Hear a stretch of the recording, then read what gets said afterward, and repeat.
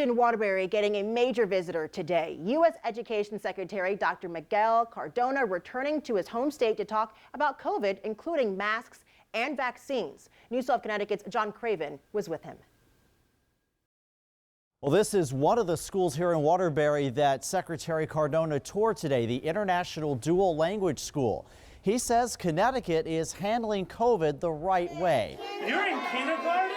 It's back to school for Dr. Miguel Cardona and back to Connecticut. Feels so good to be home. Cardona praised Governor Lamont for making hard decisions, including requiring masks for kids and vaccines for staff. We're not seeing the closures of schools here in Connecticut that we're seeing in other places because it's not optional. Other states are resisting. In Florida, Governor Ron DeSantis threatened to stop paying local school leaders if they require masks.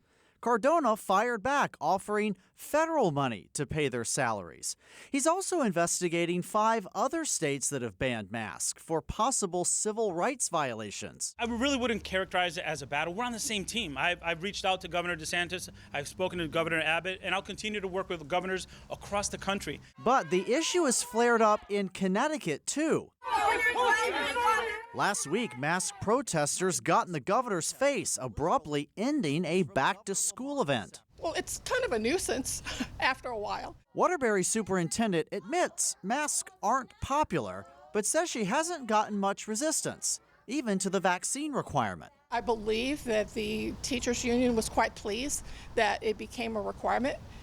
Because that way it wasn't just an arbitrary decision that was made. Now, as for staff who want to opt out of vaccines, there's no process for that yet, but the superintendent here says it is coming soon.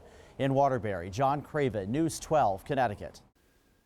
And speaking of vaccines, here's a number that will certainly stand out. This week, Connecticut reported 58 school staffers with COVID. More than half of them were fully vaccinated.